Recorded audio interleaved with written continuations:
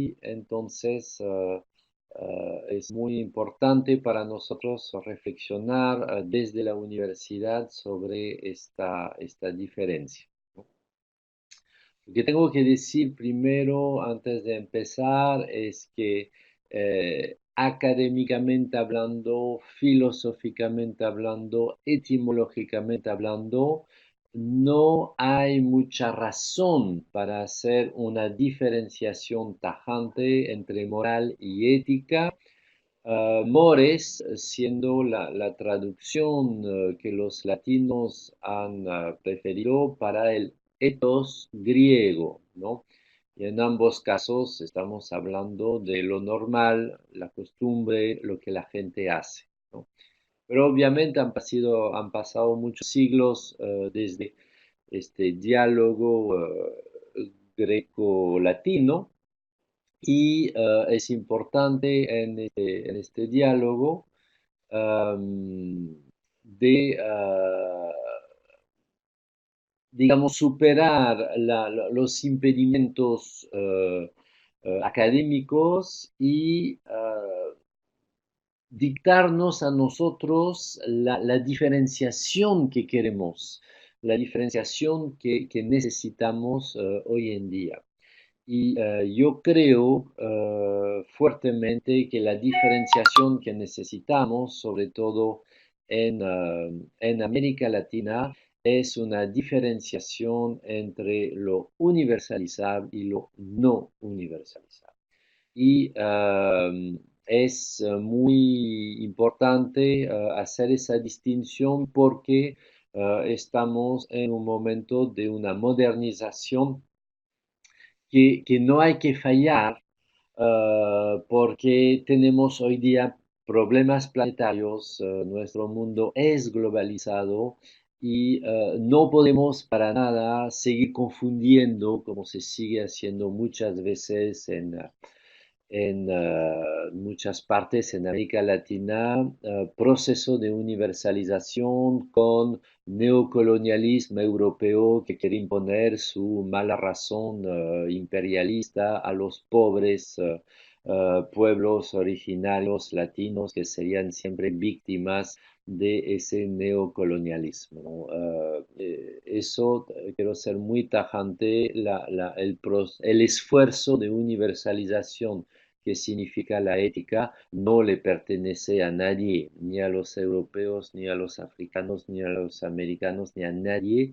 Pertenece a cualquier persona que se levanta desde su trinchera, desde su contexto y se da cuenta que la ley de su país no es justa, la moral de su país no es justa, la impunidad no debería ser, los derechos humanos deberían ser respetados, etcétera, etcétera. Y uno puede muy bien ser una señora albondina, un campesino burkinabé y a reivindicar el respeto universal de su dignidad y de sus derechos, ¿no? Entonces, si descartamos ese discurso muy anticuado, muy ideológico de confundir Europa occidental con este, una especie de imperialismo, y si dejamos de confundir la,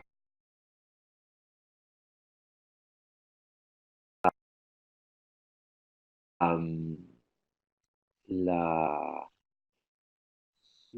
se está cortando su audio. A ver, ¿cómo está el audio? ¿Me están escuchando en este momento? ¿Sí o no?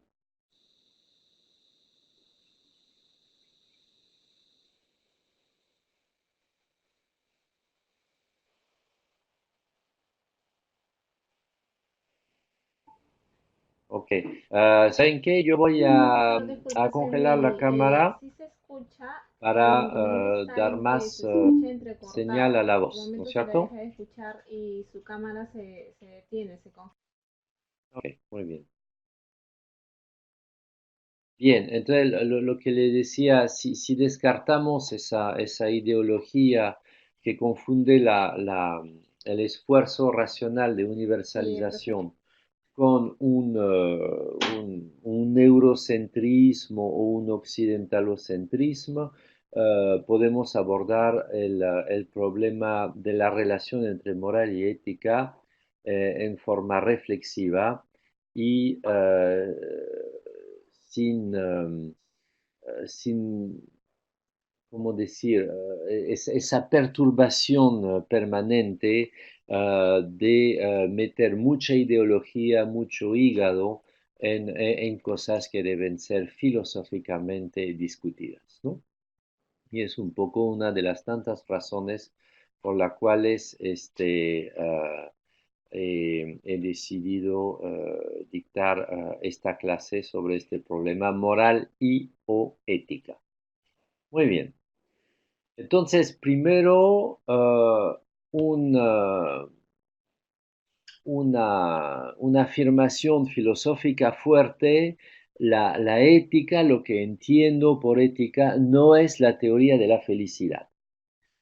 En esta clase nadie va a hablar de felicidad, yo no sé lo que es la felicidad, yo no sé lo que es la felicidad para ti. Para mí la felicidad hoy es muy diferente de hace 10 años y es muy diferente que cuando yo tenía 10 o 12 años. La felicidad es un tema absolutamente no universalizado.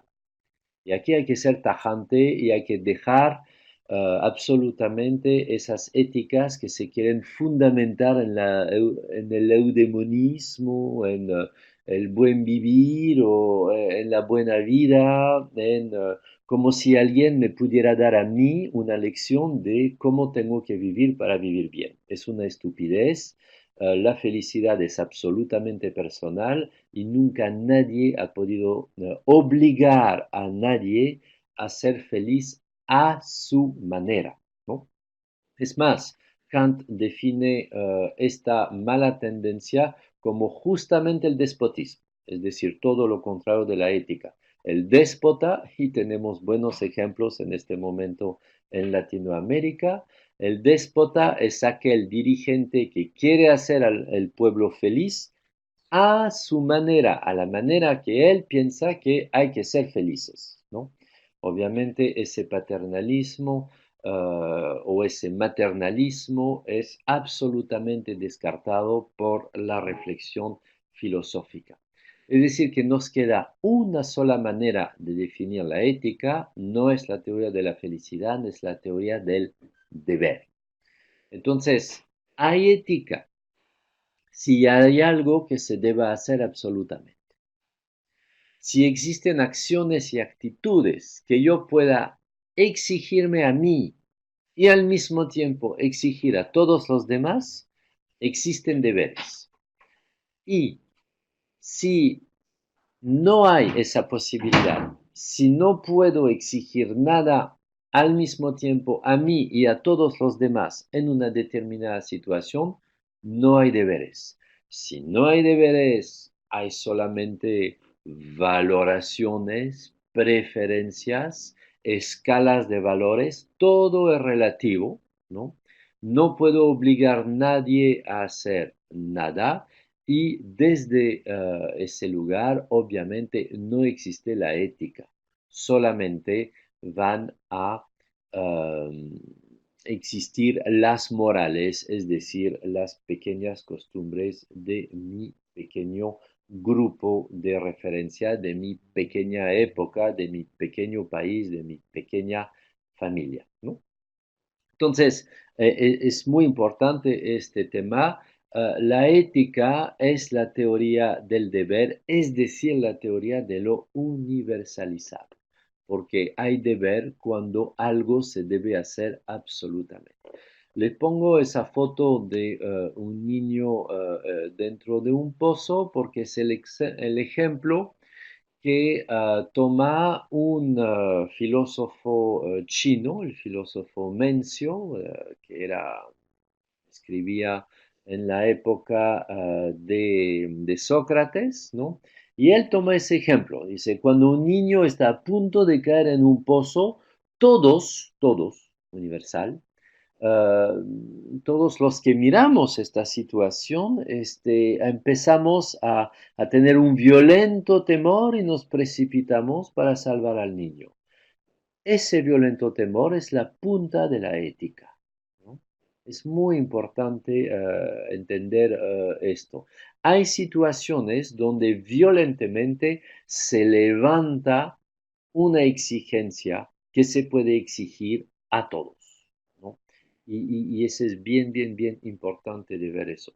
Y esto mismo es un deber. Obviamente, si uno dice, bueno, hay un niño que se va a caer al pozo, no importa, eh, va a ser imposible, ¿no? Va a ser imposible eh, definir el deber. Muy bien. ¿Ya se escucha bien o sigue habiendo problemas de audio? Mary?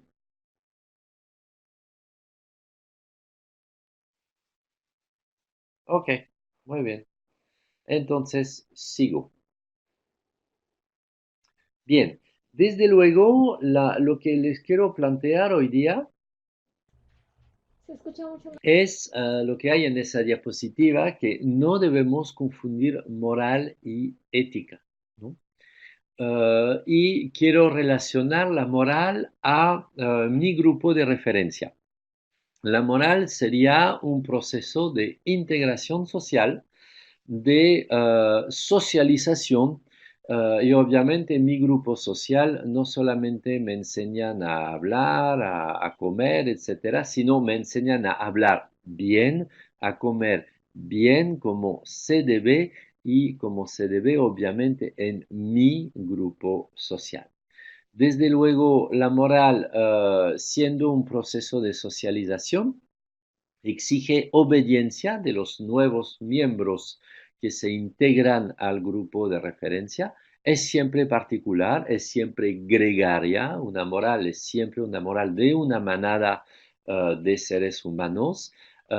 Es espontánea porque la moral de mi familia yo la he integrado en mi cuerpo, es realmente incorporada, es mi cultura, ¿no? Y la mejor definición de cultura, sin duda, es lo que queda cuando me olvide de todo, ¿no? Entonces, cuando nos hemos olvidado de todo lo que sabemos, queda nuestra cultura, que es un conjunto de modales, modos de comportarnos, modos de andar en la calle, modos de hablar, etcétera, etcétera. Obviamente la moral viene de casa, pero al contrario, la ética quiero definirla como una reflexión.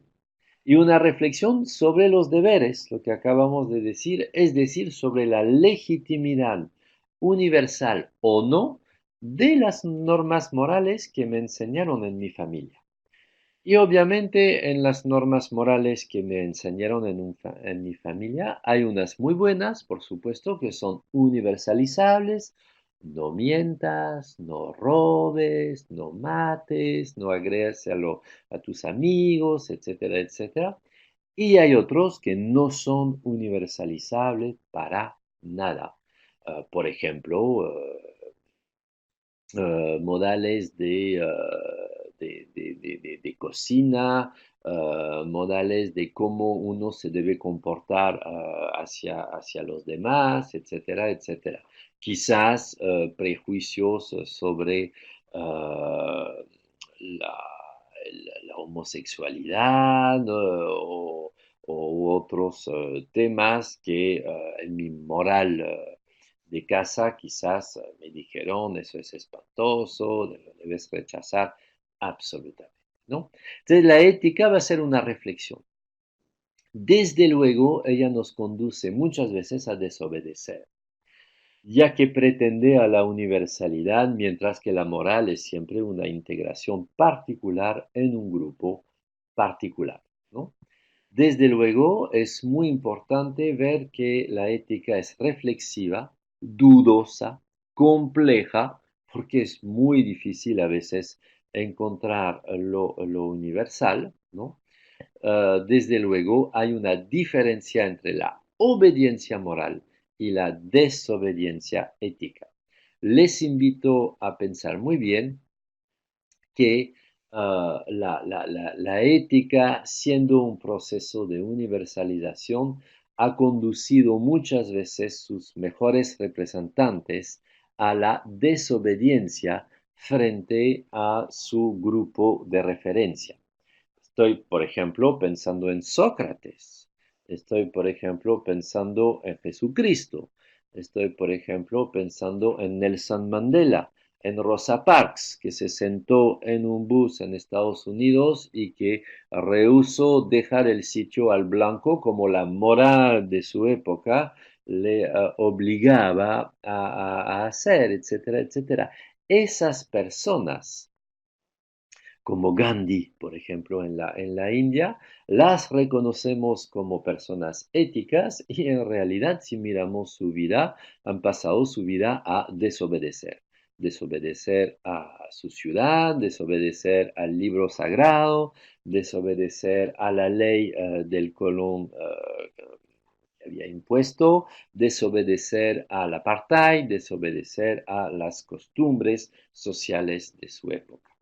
Entonces, si entendemos el proceso de moral como el proceso impositivo de obediencia y el proceso de ética como un proceso de búsqueda de lo universal, emancipadora y entonces desobediente, tenemos una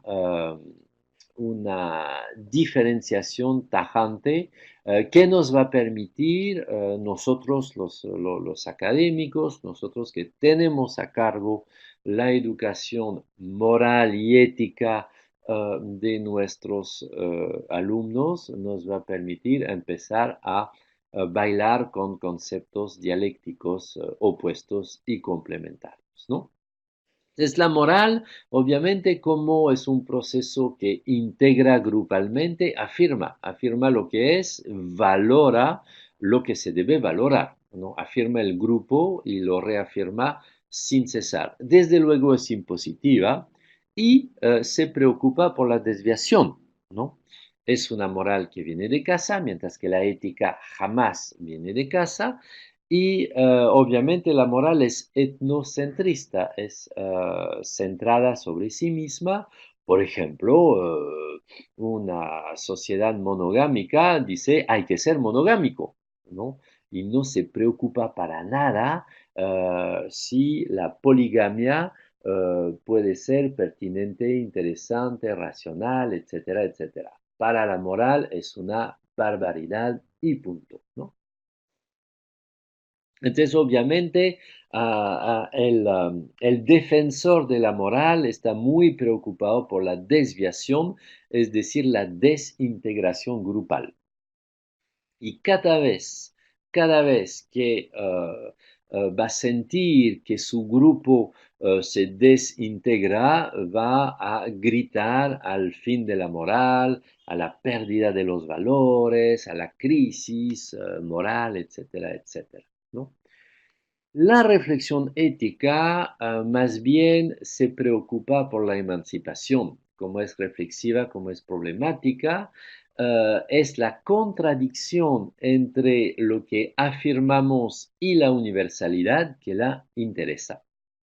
Desde luego, si empezó a hacer una pequeña reflexión sobre mi moral monogámica, por ejemplo, puedo rápidamente entrar en la conclusión de que es muy difícil universalizar la monogamia, que puede haber grupos, y de hecho hay, que piensan la vida de otro modo, la familia de otro modo, las relaciones de pareja de otro modo.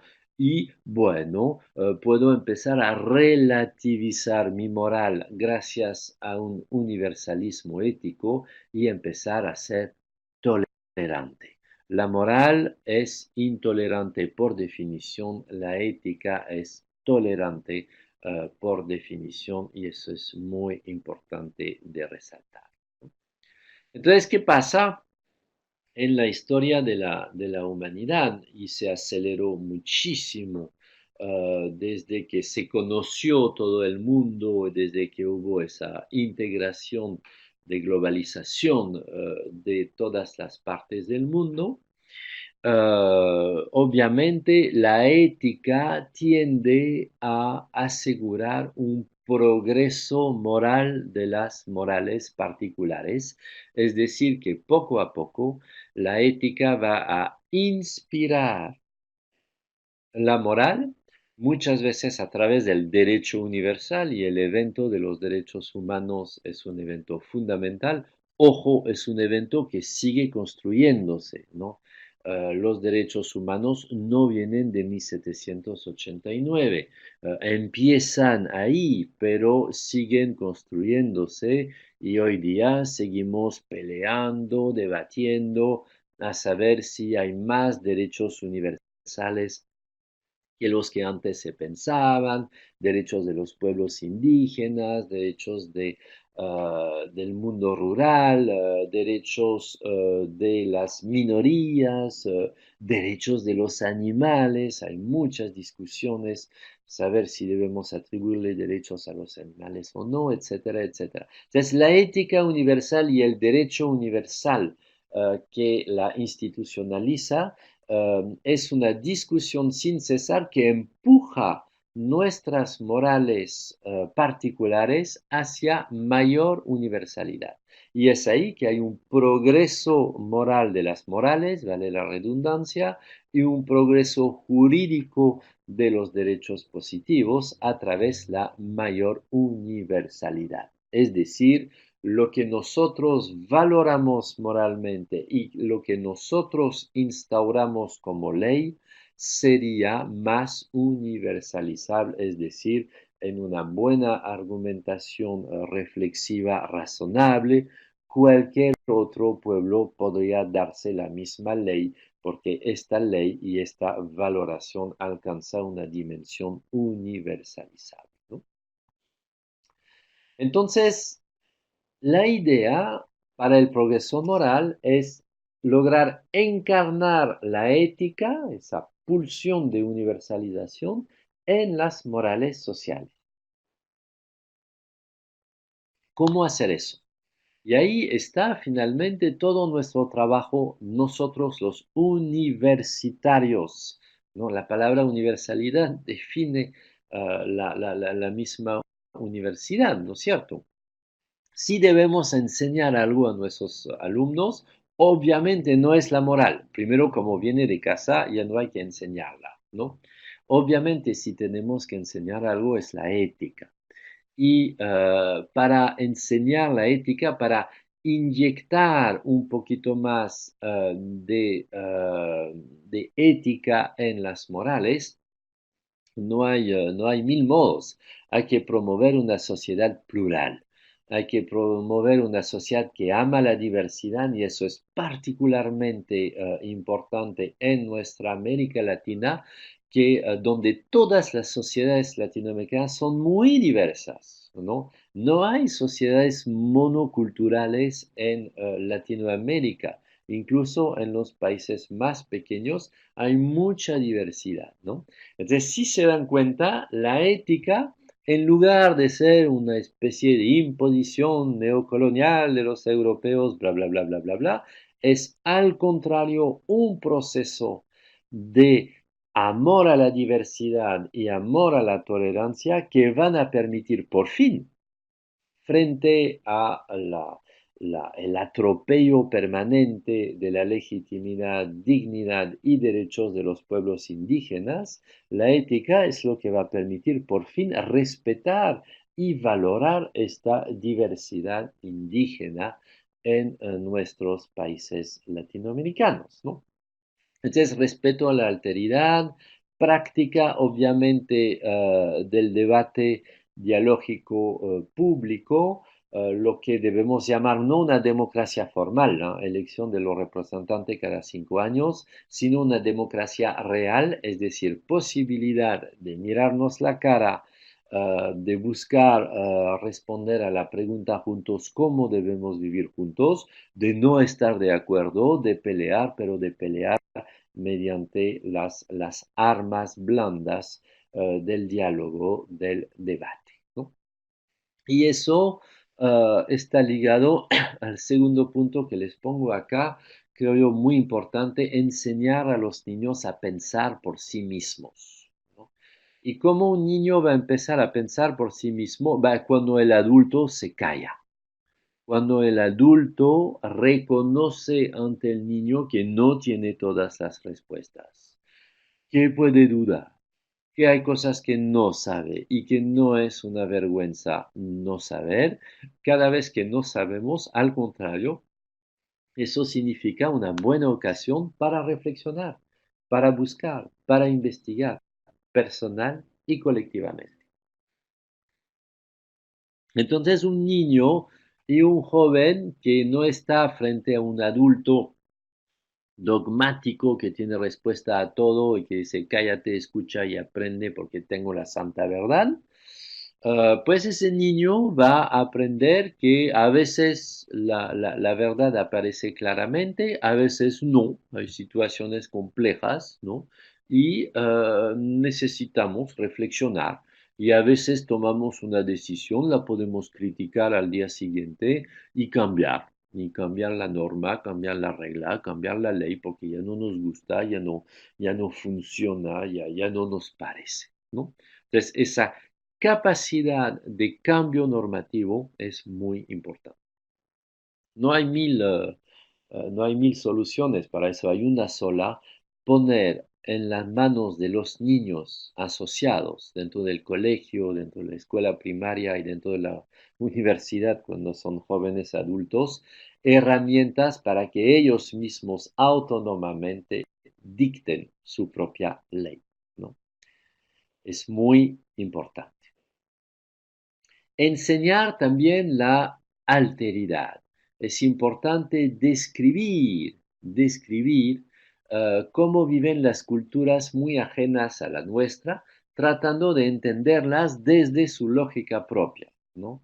Eh, Tomando mi pequeño caso personal, cuando yo tuve la suerte de viajar a Burkina Faso antes de venir a Perú, pues estar en contacto con poblaciones rurales, poligámicas, africanas que vivían en condiciones económicas extremadamente alejadas a la mía, me enseñó muchísimo porque al percatarme de su lógica propia para valorar su modo de vivir, pues eso me permitió relativizar tanto mi propia cultura que me abrió en muchas cosas. Obviamente, como había leído Kant antes, estaba ya preparado a ver el mundo como una construcción social y no como un conjunto de entes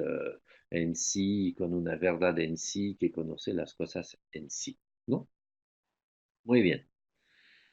Enseñar la complejidad y enseñar a soportar la incertidumbre. Eso es muy importante. Ahí yo refiero a Edgar Morin, que ha escrito muchos textos sobre eso. Los 7 saberes necesarios a la educación, por ejemplo, es un gran texto que yo les invito a leer, ¿no?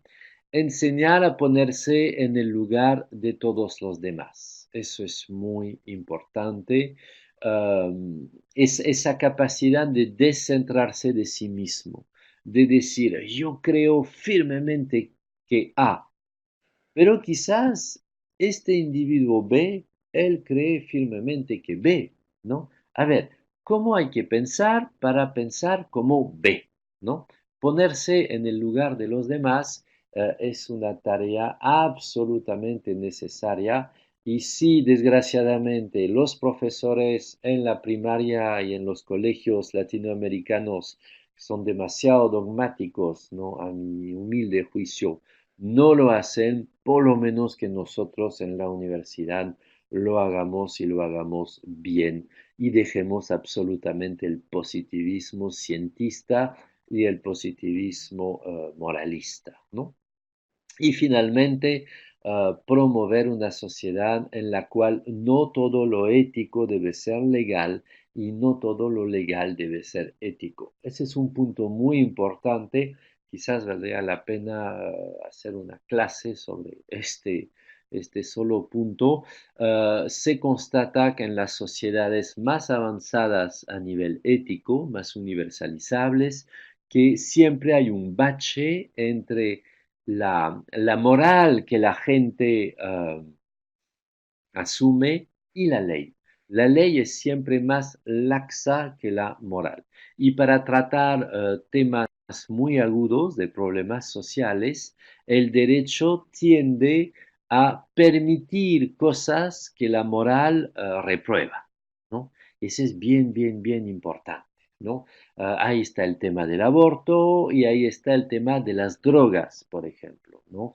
En muchos países ahora, constatando que a pesar de todos los esfuerzos de la educación moral, hay gente que se droga, cosa que no está bien, pues hay que tratar socialmente ese problema. Entonces, muchas municipalidades tienen legalmente la posibilidad de acomodar una casa pública, municipal, en la cual el drogadicto va a poder venir a drogarse sin que nadie lo moleste, sin que nadie lo arreste, pero en esta casa donde se va a poder drogar libremente encuentra jeringas esterilizadas, entonces hay cuidado frente al SIDA y otras enfermedades de transmisión mediante jeringas y va a encontrar un psicólogo, va a encontrar un médico, va a poder ser atendido si desea salir de su problema de drogas. Entonces,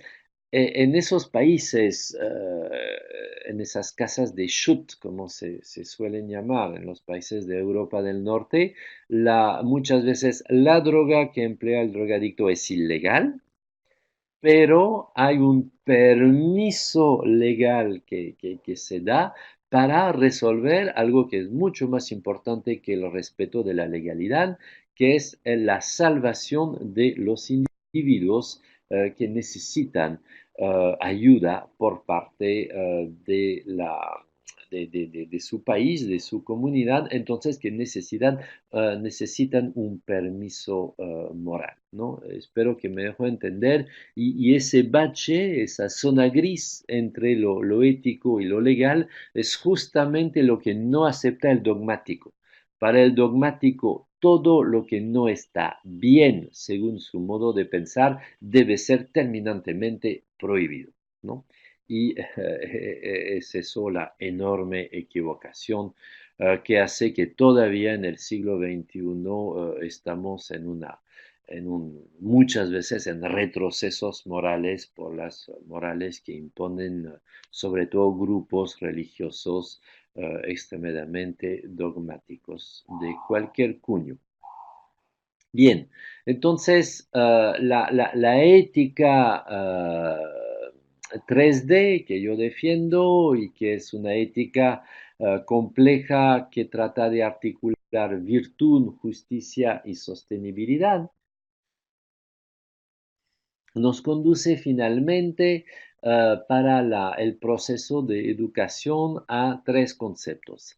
Hay que educar el carácter de la persona, por supuesto, pero hay que consensuar la comunidad que queremos juntos, y ese es el tema de la ética pública, de la justicia, del debate democrático, y hay que armonizar el desarrollo con las condiciones del planeta Tierra o del planeta agua, porque es más un planeta agua que un planeta tierra, y eso nos obliga obviamente a reflexiones sobre la sostenibilidad. Entonces, si hacemos esas tres cosas a la vez, ¿no? Empezamos a salir un poco de solamente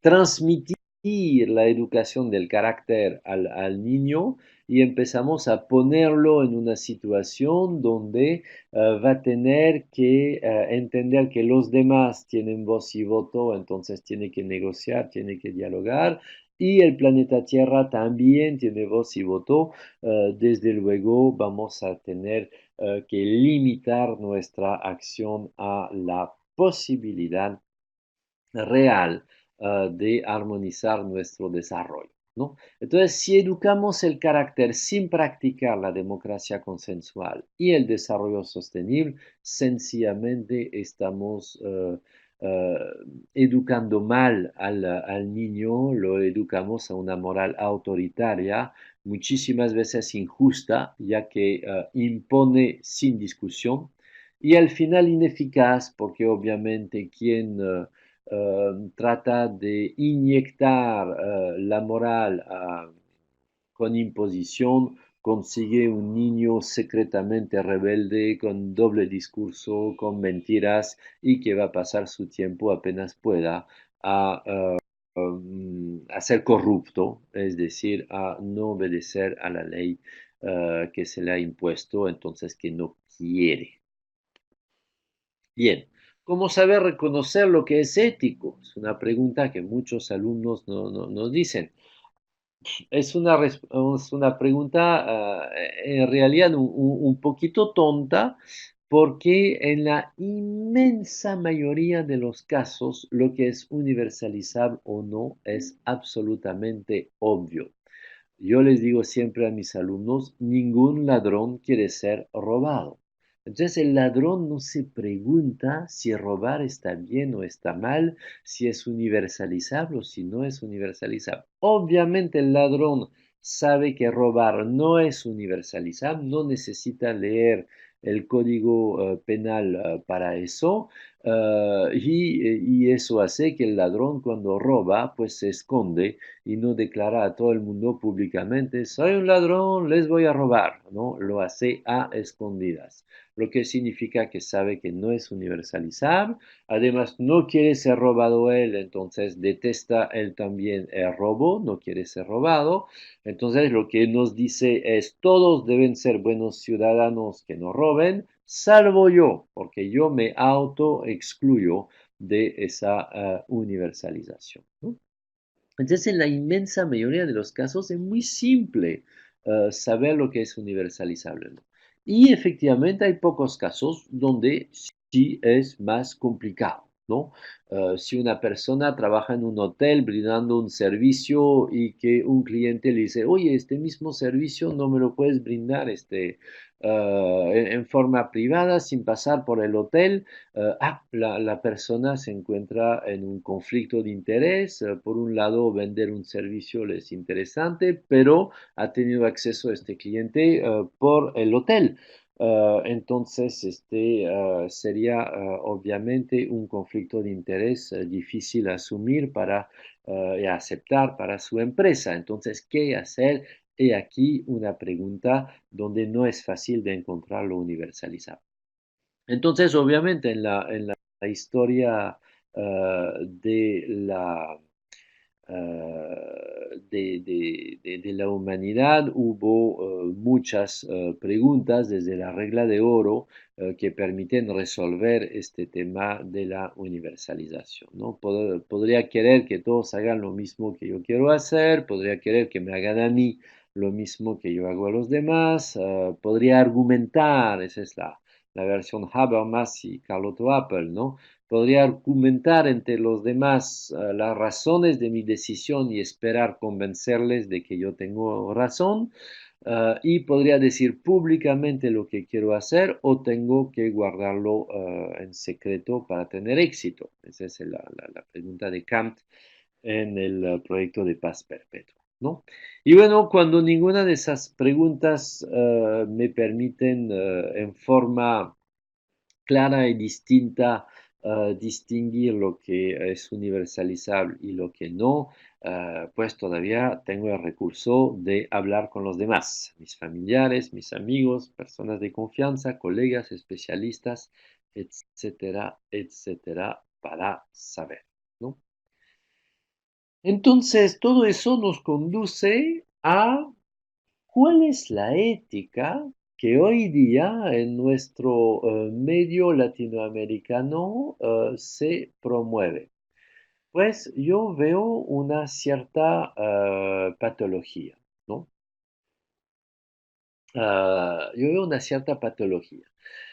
Yo veo que hay una extrema sensibilización y mediatización ética. Pues, estamos en países donde todos los días para vender su noticiero, para construir su producto noticia, los periodistas arman escándalos, ¿no?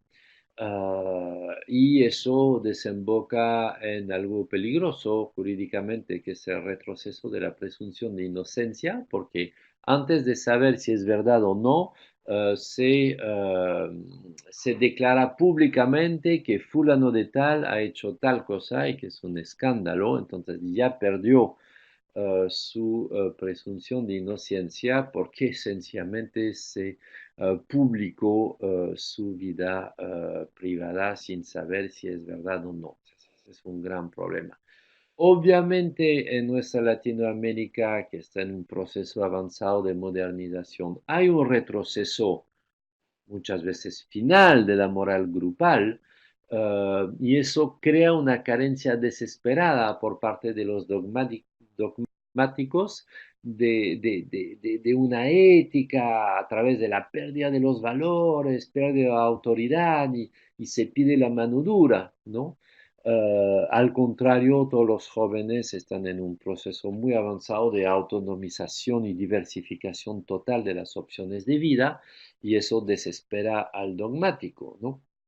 Y dentro de ese doble marco de una mediatización de ética y de un retroceso de la moral grupal gregaria, hay un feroz retorno de una ética muy conservadora de lo que yo llamo la pulcritud en ese contexto de corrupción que estamos viviendo, ¿no?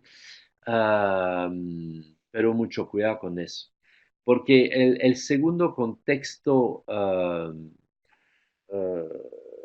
en el cual vivimos es obviamente la crisis global de habitabilidad humana del planeta. ¿No? Estamos con el cambio climático, estamos con la pérdida de biodiversidad, estamos en una situación muy difícil y del cual ya se están sufriendo los pobres, ¿no?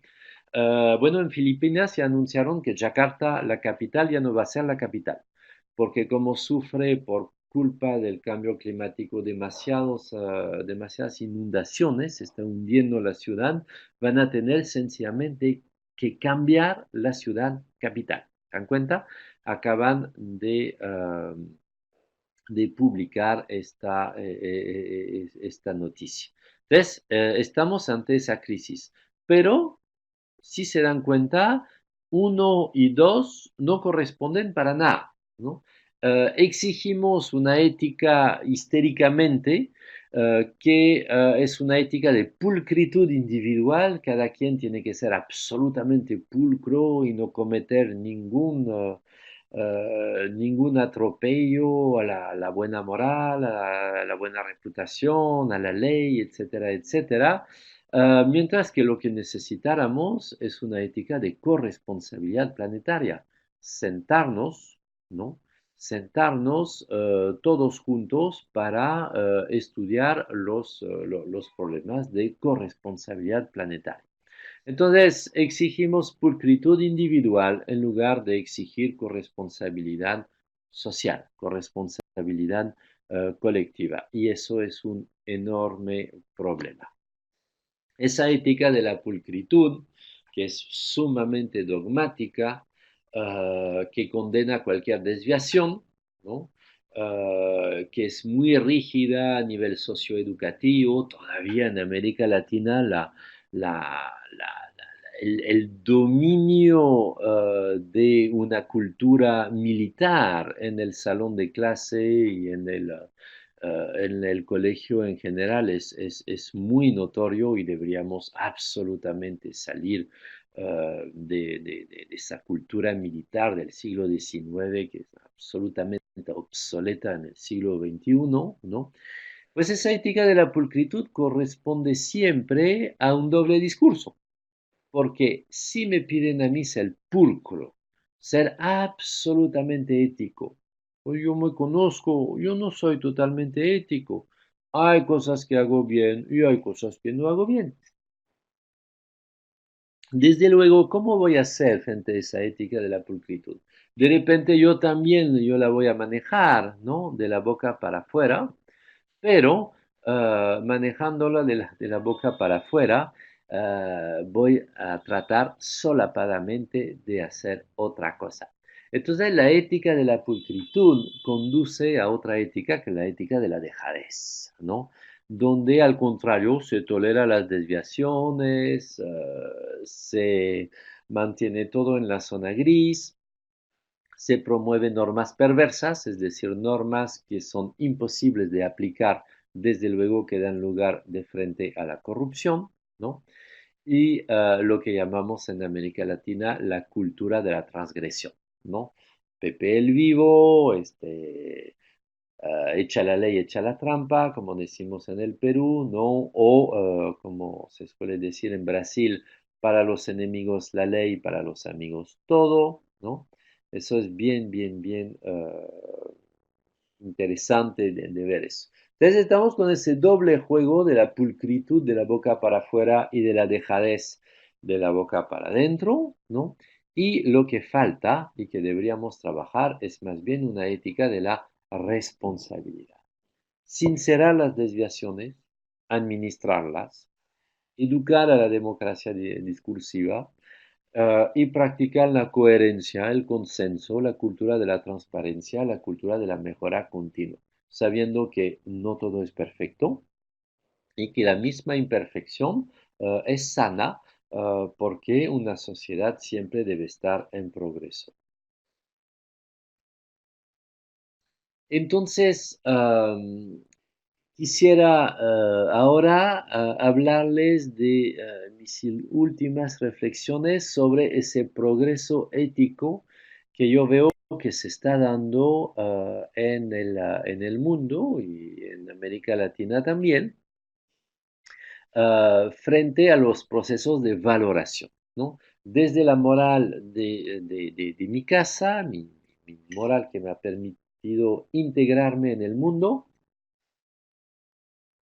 pues la moral se da siempre a través de la valoración. Hay cosas que valora y hay cosas que no valora, ¿no? O sea, yo creo que básicamente hay cuatro modos de valorar las cosas para progresar éticamente.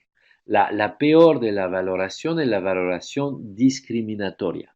Valoro lo mío desvalorizando lo ajeno, ¿no?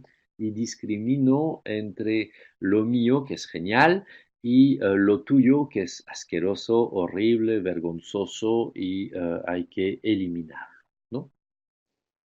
Hay un tipo poquito mejor de valoración que es muy moderno, ¿no?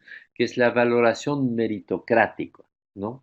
Ah, yo te puedo valorar a priori, ¿no? Pero esa valoración depende de si lo mereces o no. Entonces son las acciones de las personas que van a finalmente poner la valoración que se le debe dar. Entonces, si tú eres ladrón, si tú eres asesino, si tú eres mentiroso, si tú eres traidor, si tú eres una persona que no merece, vas a perder esa posibilidad de ser valorado dentro de tu grupo, ¿no? Después viene la valoración humanista que dice, cuál sean las acciones de las personas, como es una persona humana, tiene su valor intrínseco, ¿no? Y finalmente tenemos un nuevo proceso de valoración, que es una valoración ecológica, que no solamente valora como la valoración humanista las personas humanas, sino va a empezar a valorar todos los procesos que hacen el planeta Tierra habitable. Entonces hay que valorar también el plancton porque él me da la mitad del oxígeno que respiro, la otra mitad me la dan las plantas, hay que valorar las plantas, hay que valorar los ecosistemas, hay que valorar la vida animal, etcétera, etcétera. Si se dan cuenta, desde la valoración discriminatoria profundamente no universal y la valoración ecológica absolutamente universal, estamos con un-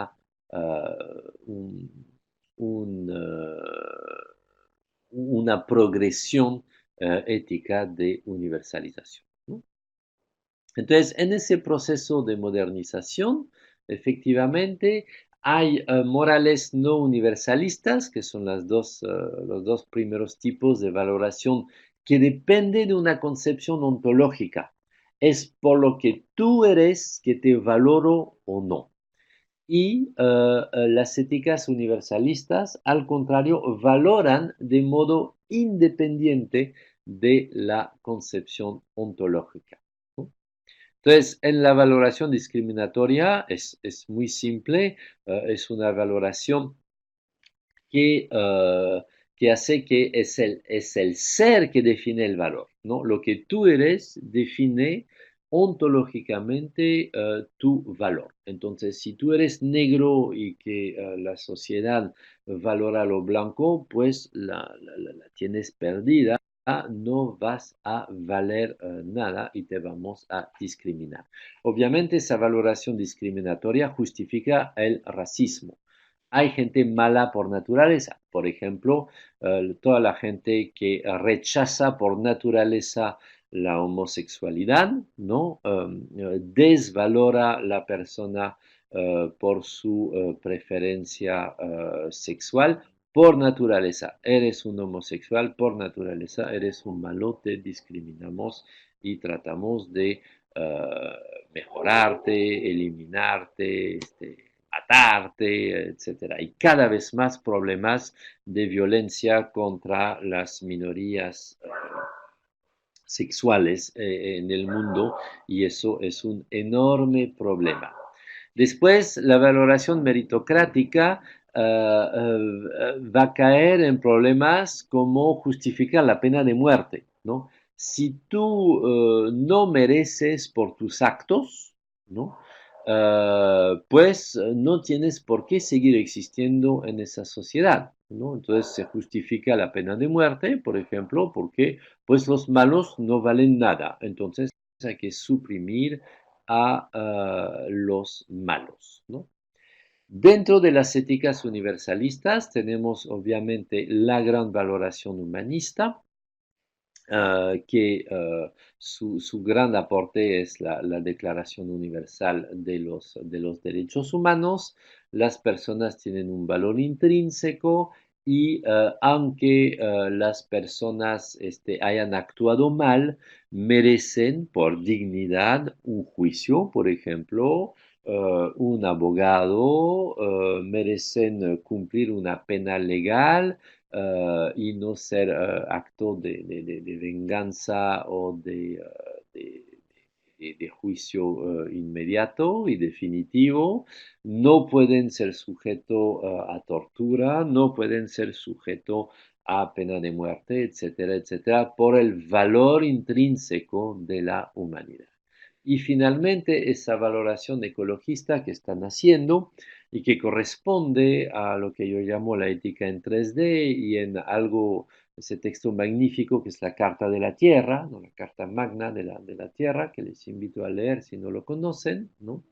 Pues esta valoración ecologista empieza a pensar que todo tiene un valor intrínseco, ¿no? Y que obviamente si hay que matar para vivir, tengo que matar a la lechuga para comerla, tengo que matar al animal para comerlo, pues como la lechuga y el animal tienen un valor intrínseco, tengo que respetar ese valor intrínseco en el proceso económico de comer.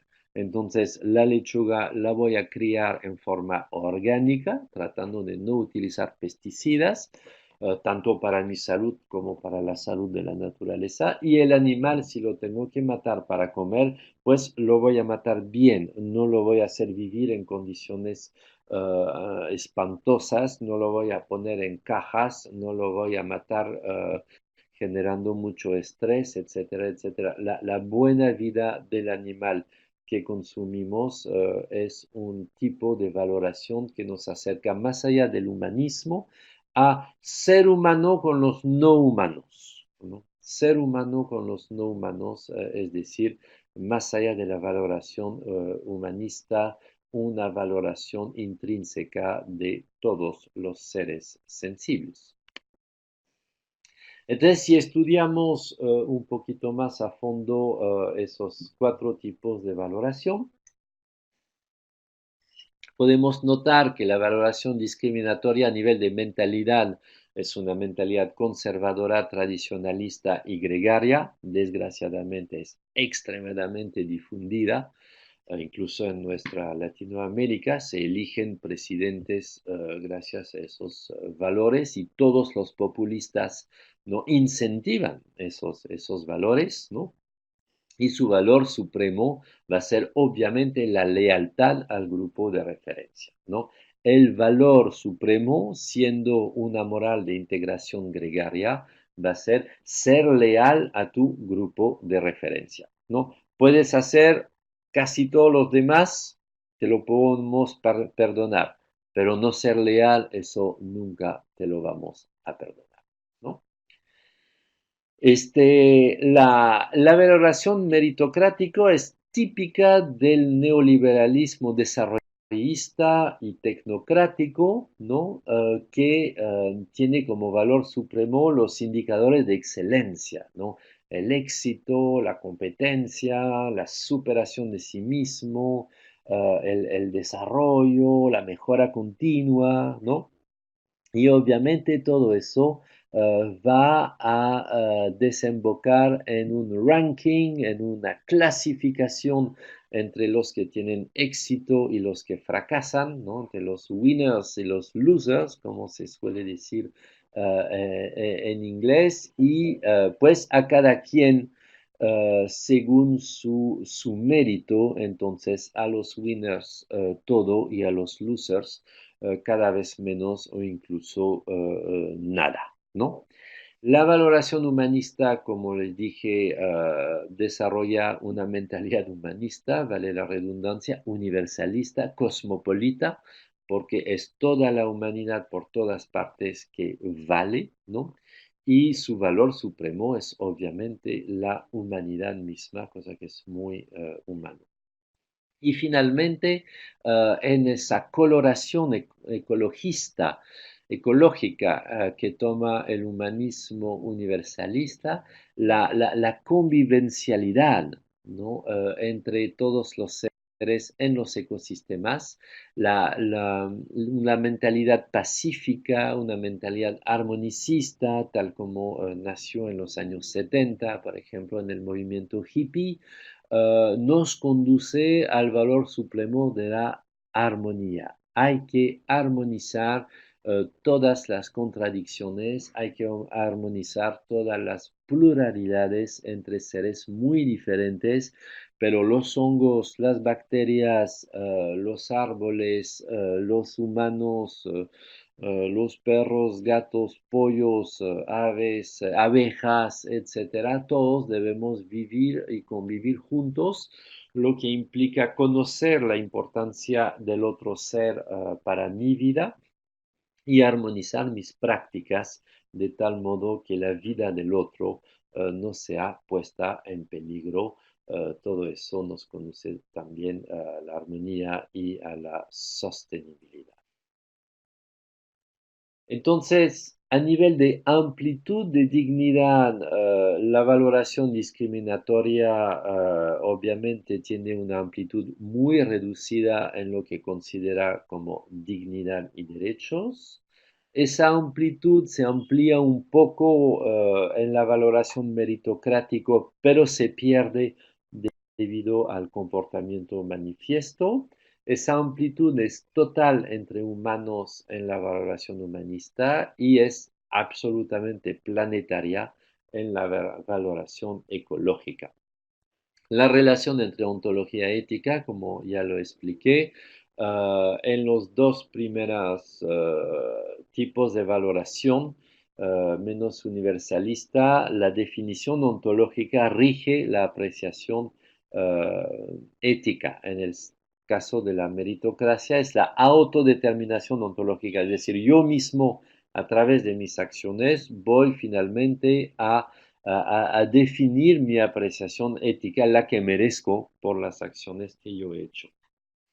Mientras que en los dos últimos tipos de valoración más universalista es la apreciación ética, que es independiente de la calificación ontológica y que en el caso de la ecología va a definir la apreciación ontológica. Es porque yo soy un ser ético ecologista que valoro la vida, que yo hongo te valoro, que yo pollo te valoro y que te aprecio ontológicamente por lo que tú eres, ya que lo que tú eres me permite a mí también existir, ¿no? Entonces hay una amplitud total del concepto del universalismo, ¿no?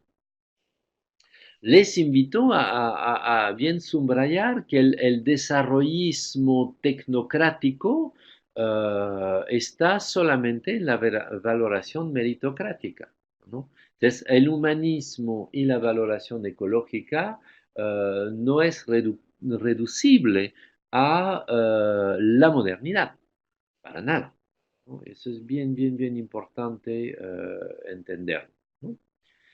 Y bueno, si lo abordamos esta escala de valoración desde un enfoque deontológico, es decir, hacer el bien porque es el bien, tenemos que la religión es obviamente la valoración discriminatoria por definición, ¿no?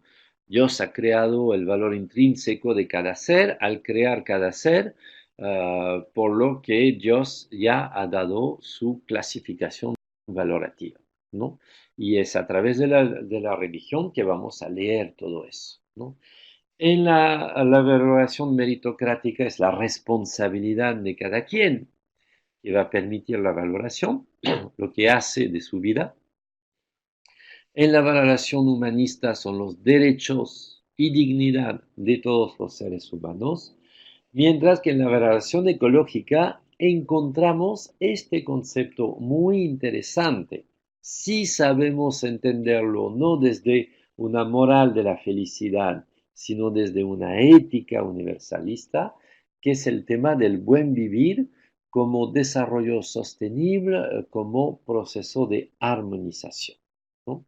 Y aquí yo creo que en América Latina, a través de nuestros pueblos indígenas, tenemos muchísimo que estudiar y muchísimo que aportar al mundo. Si tenemos un enfoque utilitarista, ¿no? Obviamente en la valoración discriminatoria lo útil es lo nuestro, en la valoración meritocrática es el progreso, en la valoración humanista es el bienestar, esos derechos humanos van a permitir el mayor bienestar y en el enfoque ecológico va a ser el desarrollo sostenible, ¿no? El hecho de que la humanidad pueda sostenerse en el tiempo, ¿no? Entonces, dentro de nuestra reflexión general de RCU, lo que les quiero decir es que hay preguntas centrales sobre la educación ética que damos a los demás, ¿no? Sabemos enseñar en la universidad a nuestros estudiantes a ser ciudadanos cosmopolitas, científicamente informados, democráticamente orientados para promover innovaciones sociales que construyan desde el territorio un mundo más justo, más digno, más armónico, si lo sabemos hacer, o nuestros cursos de ética son cursos de moral. ¿Con qué procesos administrativos y de gobernanza hacemos esta educación ética? Enseñamos bien en el salón de clase, pero hacemos todo lo contrario en los procesos administrativos, ¿no? Pregonamos los derechos humanos en el salón de clase, pero la universidad compra productos chinos, de Laos, de Tailandia, de Vietnam, donde no se respetan los derechos humanos. ¿Se dan cuenta? ¿Con qué proceso de gobernanza lo hacemos? Pregonamos la democracia en el salón de clase, pero la autoridad universitaria toma medidas discrecionales sin participación de los estudiantes y de los docentes. ¿Y con qué procesos académicos, pedagógicos, epistemológicos, investigativos, participativos fomentamos todo eso? Desde epistemologías del positivismo, en el cual hay una santa verdad que la ciencia da y todo el resto es basura, o tenemos epistemologías constructivistas, epistemologías relativistas, epistemologías que van a permitir discutir la axiomática con la cual construimos a duras penas lo que llamamos racionalidad y que podemos siempre criticar, autocriticar para mejorarla, ¿no? Esas son preguntas fundamentales. Y estas son para mí preguntas centrales de la responsabilidad social universitaria. Si no entramos en este tema ético de la responsabilidad social universitaria, que es gestión ética, y hay que entender la palabra ética como ética universalista, pues muy poco estamos haciendo para la RC, ¿no? Yo quería terminar por una reflexión que nos retrotrae a la Biblia, ¿no? No quiero para nada que mi discurso aparezca como un discurso antirreligioso. No lo es, no lo es. Históricamente, desgraciadamente, las religiones han defendido morales extremadamente fanáticas y dogmáticas y han sido efectivamente motivo de muchas guerras, muchísimas guerras, ¿no? Pero cuando uno lee bien los textos sagrados, encuentra obviamente la universalidad ética a casi cada página, ¿no? Y dentro de ese concepto de valoración ecológica que les quise aportar hoy en día, yo resalto muchísimo en nuestra Biblia, pues el discurso del Dios de Babel, ¿no? Hay que recordar que cuando los seres humanos construyen la Torre de Babel, en ese pequeño relato del Génesis, ¿no? Que son 12 líneas nomás, ¿no? Es muy chiquito, pero es luminoso. Los hombres estaban todos de acuerdo, vivían en paz, vivían en consenso total, vivían en la misma ciudad, hablaban el mismo idioma, se entendían absolutamente, ¿no?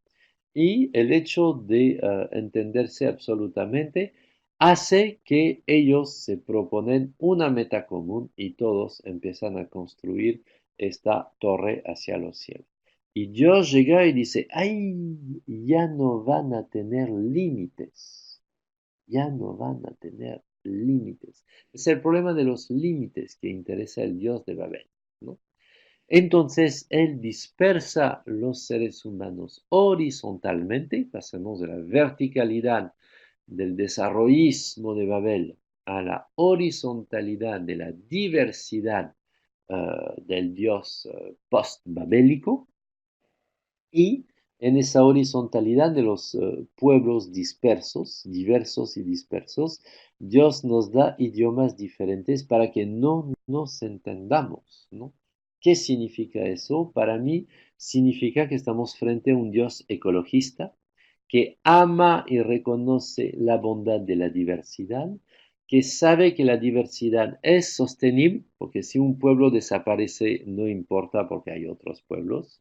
Mientras que si todos hacen lo mismo al mismo tiempo, esa es la definición económica de la crisis, cuando todos hacen lo mismo al mismo tiempo, entonces todos construyendo la torre de Babel hacen lo mismo al mismo tiempo, ya no tienen límites, ¿no? Están viviendo en la hubris de la ilimitación y si sucede algún problema, un terremoto, por ejemplo, todos van a desaparecer. Desde luego, cuando todos hacen lo mismo al mismo tiempo, es insostenible y cuando todos hacen por su cuenta cosas diferentes, hay sostenibilidad. Esa diversidad dada a través de la pluralidad de las culturas es muy importante para el Dios de Babel. Debe ser una diversidad tolerada por los demás y el esfuerzo no es para hacer todos lo mismo al mismo tiempo, el esfuerzo es para entendernos a pesar de nuestras diferencias. Yo creo que cuando habremos entendido ese Dios de Babel, estaremos muchísimo más cerca de entender algo como el Laudato Si del Papa Francisco y estaremos muchísimo más cerca de amar a nuestras diversidades latinoamericanas, tolerarnos intraculturalmente y interculturalmente muchísimo más y yo recuerdo la visita del Papa Francisco a Perú cuando se fue a la selva, Madre de Dios. Fue extraordinario que un papa, ¿no? Que históricamente los papas europeos siempre fueron del lado de la colonización, ¿no? Entonces de la uniformización poblacional y del rechazo a las culturas indígenas que había que evangelizar, que había que transformar, pues ese papa finalmente 500 años después dijo a los pueblos indígenas, no cambien, quédense como ustedes son. Ustedes tienen muchísimo valor y dignidad tal como son, ¿no? Y eso me parece un nuevo discurso muchísimo más universalista, muchísimo más de acorde al Dios de, el relato de Babel, entonces de acorde no solamente con el Nuevo Testamento, sino con el Antiguo Testamento bien leído, ¿no? Bien leído y que es eso lo que deberíamos practicar en nuestras universidades. Todavía, todavía nuestras universidades acogen muy pocos las sabidurías y los saberes de los pueblos originarios de nuestro continente y eso es una enorme pena, ¿no? Entonces, yo creo que hay que meditar esto y bueno, hay que desobedecer a la moral que impera todavía en la universidad para que nuestra universidad sea un poquito más universalista, es decir, ética. Muchísimas gracias por su atención y pasamos a un pequeño intercambio.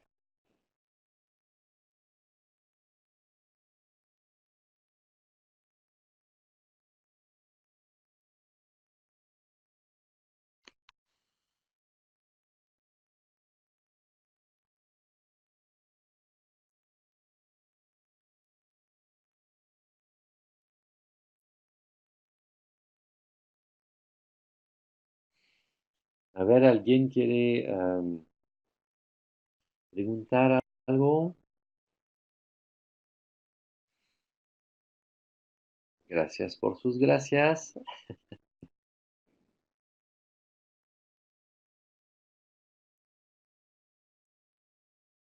Sí, falta muchas coherencias en nuestras universidades, de acuerdo.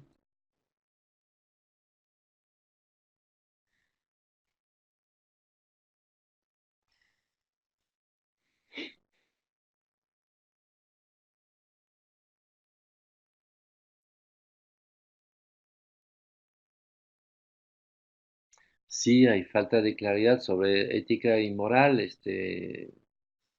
Manuel, pero incluso en tu discurso, yo diría, porque dice la asimilación de principios y valores define al ser humano, luego al profesional. Este proceso se iniciaba en casa y se reforzaba en las instituciones educativas. No,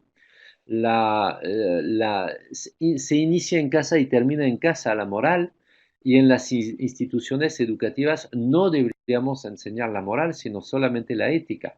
Es decir, deberíamos enseñar a desobedecer, es decir, a obedecer solamente a principios universalistas y no a principios morales. Y es la única manera para que podamos en las instituciones educativas, ¿no?, empezar a ser tolerantes, es decir, vivir la pluralidad humana como pluralidad amada, admirada y respetada como pluralidad. Desgraciadamente lo pueden constatar en los colegios. Vive la uniformización, vive el militarismo, todos los alumnos igual, con el mismo uniforme, con el mismo discurso, pasando el mismo examen, la misma evaluación para tener la misma nota, etcétera, etcétera. Detestamos la diversidad en el colegio. Y al detestar la diversidad, seguimos reforzando el proceso de casa de la moral de integración. Y eso es absolutamente desastroso para la cultura moderna de la democracia, ¿no? Entonces, sí es importante revisar nuestras mallas curriculares y primero es importante revisar nuestras mentalidades, ¿no? Creo yo. Hay una cultura del conformismo entre la población, sin duda, siempre una nación vive de conformismo, ¿no?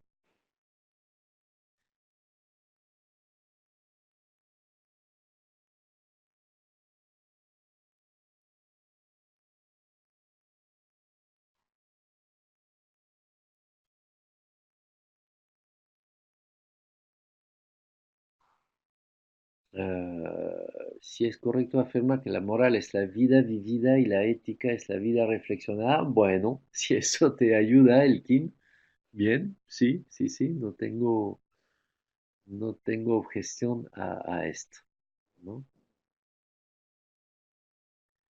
Sí, he escrito una columna en RPP, que es la radio ah, peruana, ¿no? Sobre moral y ética y le puede ayudar, ¿no?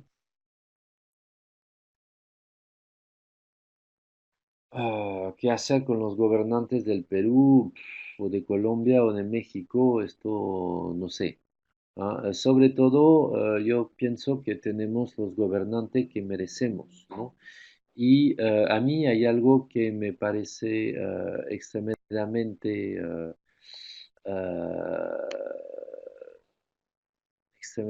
difícil, es que no tengamos partidos que defiendan la ecología política en América Latina, ¿no? No he dicho partido verde, he dicho partidos de ecología política, ¿no? La ecología política no solamente es una política de defensa de la naturaleza, sino es una política total que aborda todos los temas económicos, sobre todo, ¿no? Economía circular, etcétera, etcétera. Y no tenemos partidos que promueven eso a nivel latinoamericano. Y es un jaque mate. Tenemos sin duda el continente con mayor megadiversidad, tanto biodiversidad como etnodiversidad, ¿no?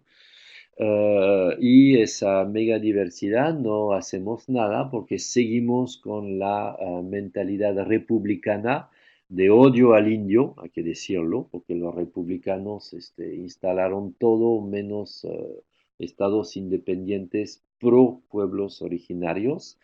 Y ese odio al indio es también un odio a la naturaleza, o sea, nos interesa muchísimo más las industrias extractivas, exportadoras y letales para la naturaleza que la agroforestería, la agroecología y la artesanía, las economías locales, las cadenas de comercio justo, las monedas complementarias, que son todas esas economías basadas en la vida local de la comunidad local, el dios post-babélico, y que respetan la integridad de los territorios y que desarrollan los territorios, ¿no? Ah, sí, sí, sí, Oscar, es bien importante que el discurso no sea antirreligioso, es antimoral. Suena raro, ¿no? Mi discurso ético es un discurso antimoral, pero no es un discurso antirreligioso para nada, mientras la religión no es un apéndice de una moral dogmática, ¿no? Tururut, uy, hay muchas cosas, no puedo leer. Sí, nuestras universidades están bien alejadas de la ecología, ¿no? Y de la ética de la responsabilidad. Yo creo que hay que trabajar muchísimo o por primera vez, empoderar a los estudiantes, ¿no? Nuestros estudiantes van a tener muchísimas respuestas si se le dan más poder en la universidad, ¿no? El tema es que la universidad sigue siendo una institución básicamente medieval, muy vertical, muy piramidal, muy autoritaria y con feudos, ¿no? Entonces, el rector es un primer feudo, pero el vicerrector es otro feudo y el decano es un tercer feudo y el profesor con su libertad de cátedra es un otro feudo. Todo el mundo vive en su pequeño feudo y quiere mandar, ¿no? Tururut, una armonía. A ver, ¿de qué manera se puede iniciar estas buenas prácticas en la universidad? Bueno, eh,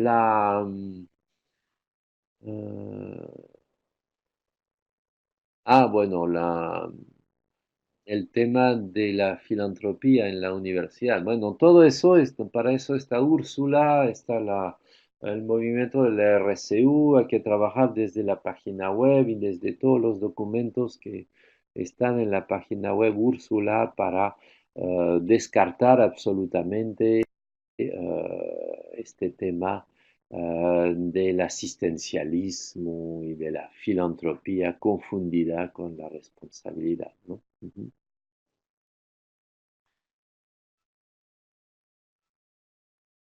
Construir ética a través del consenso es muy difícil en nuestras instituciones educativas. Sí, pues.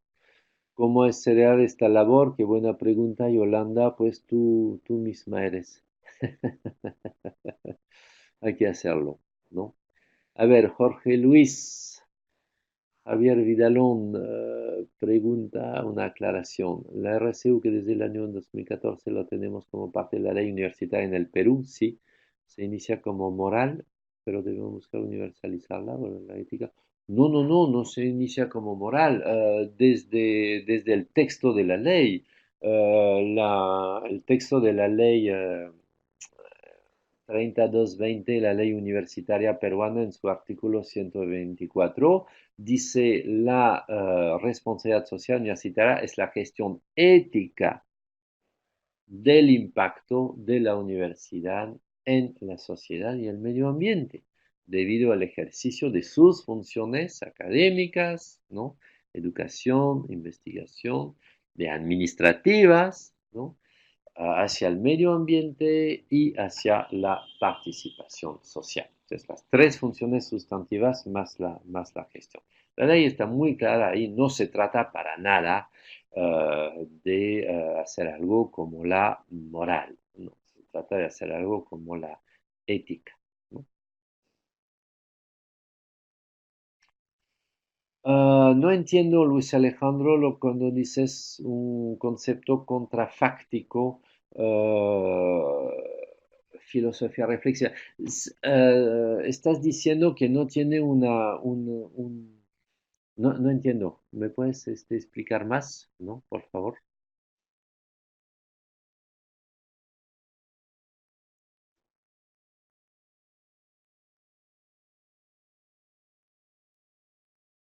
Mm, sí. Sí, nuestro currículum no está a la altura de los nuevos tiempos. Eso está clarísimo. Lo hemos visto en nuestra investigación continental Úrsula 2018 del año pasado, a la cual participaron 60 universidades.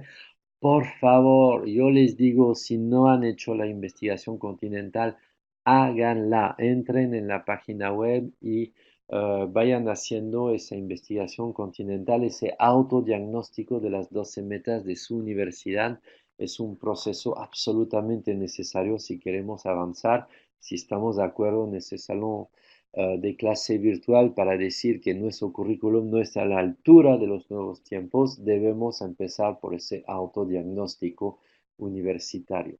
Si no estamos a la altura y hemos visto en esa investigación continental 2018 que los ODS, los 17 ODS, no están incluidos en las mallas curriculares.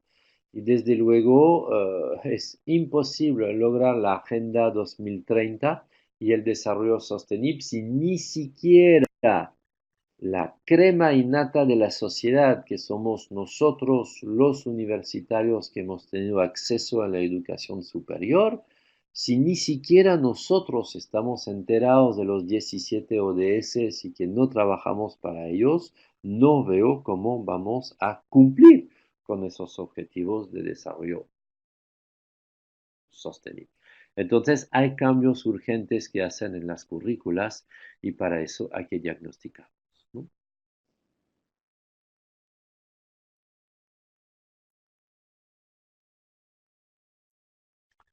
Las reflexiones y prácticas éticas, cuando en realidad el modelo económico mantiene la esencia de la discriminación social y la insustentabilidad, obviamente que no, Marcelo, pero justamente, ¿cómo vamos uno a darnos cuenta que el modelo económico mantiene la discriminación si no entendemos lo que es una discriminación?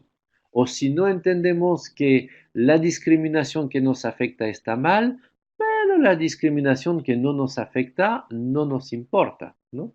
Entonces, para empezar a criticar un modelo económico y a cambiar de modelo económico, necesitamos absolutamente reflexiones y prácticas éticas, ¿no? Y la primera práctica ética es manifestar en la calle cuando hay injusticias, cuando hay impunidad, cuando hay realmente despilfarro del bien público, cuando hay atropello a los derechos humanos, y todo eso ayuda en cambiar el modelo económico. Por ejemplo, la revolución conceptual que introduce la responsabilidad social es de decir que las decisiones de venta y de compra no son decisiones individuales, sino decisiones colectivas, y que esas decisiones colectivas afectan a toda la cadena de valor de la compra, ¿no?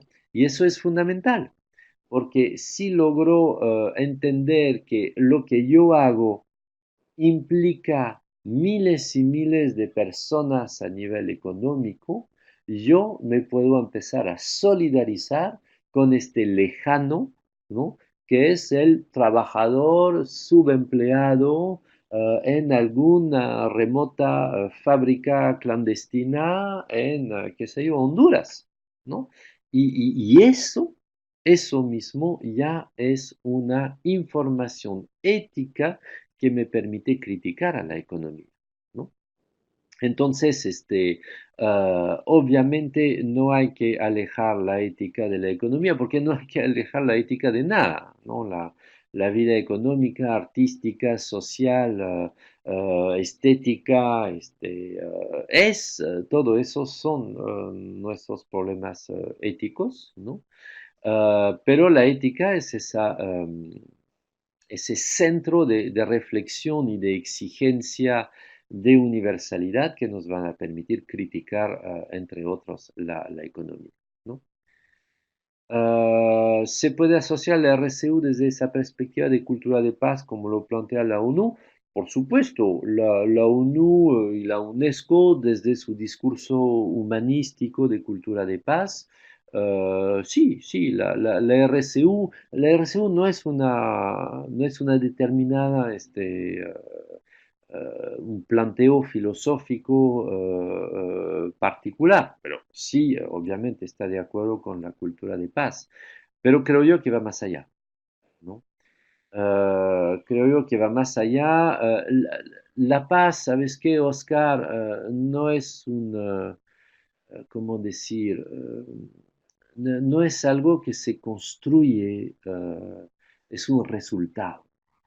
Hay muchas otras cosas que construir y la paz es el efecto de esa construcción, ¿no?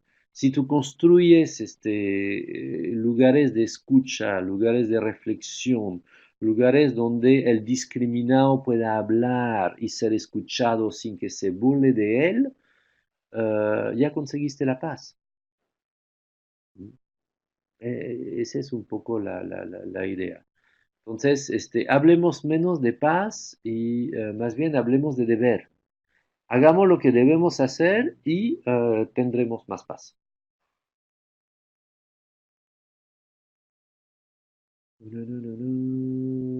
Ah, si estás en la actualización de los planes de estudios, bueno, ojalá puedan hacer eso, ¿no? Un abrazo, Marcelo. Un abrazo, es un gusto tenerte aquí, ¿no? Bueno, ya son las 11:36. No hay mal que dure 100 años ni docente que lo aguante. Les agradezco muchísimo por su participación, sus preguntas, sus comentarios. Obviamente estamos grabando gracias al HIT de la Universidad del Pacífico, que saludo acá y que agradezco muchísimo. Mary Bravo, José Saravia, que nos ayudan siempre en estos procesos. Gracias a ellos vamos a tener acceso rápidamente a la grabación de esta sesión. Les recuerdo que podrán acceder también por un informe Google a contestar a tres preguntas sobre esta clase en relación a esta clase y que gracias a contestar a estas preguntas podrán tener una constancia, Úrsula, de haber participado en esta clase si les gusta, si les interesa para su propio currículo, ¿no? Así que muchísimas gracias. Añay Sonjoyuku Mantapacha, como decimos, ¿no? Y Añay Sonjoyuku Mantapacha significa gracias desde el fondo del corazón de la tierra. Es un saludo quechua que siempre me gusta emplear, ¿no? Bueno, un gran saludo desde el Perú para todos ustedes y nos vemos para una próxima clase. Dos clases en las cuales una profesora chilena nos va a apoyar para hablar de temas muy, muy, muy interesantes.